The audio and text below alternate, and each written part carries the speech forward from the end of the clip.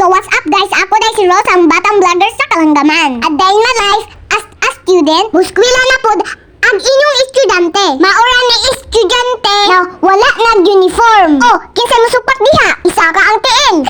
Ikaw, wako nag-uniform kay basa akong uniform. Kita man kaha mo akong video gahapon.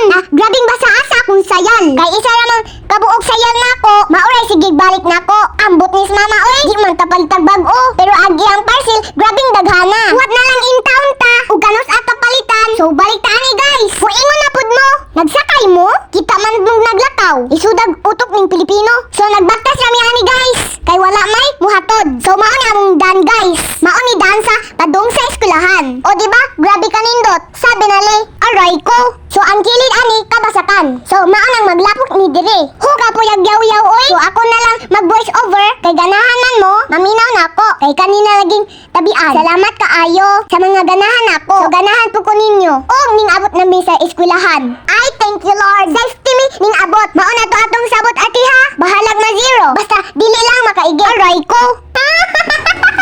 Wow. Ay pag-picture po na badam. Pag-abot sa school, gitagaan ko og pasalubong gikan sa Cebu. Salamat Ate Kate. Og ningsod nako sa eskwelahan. Bye maura to. Thank you.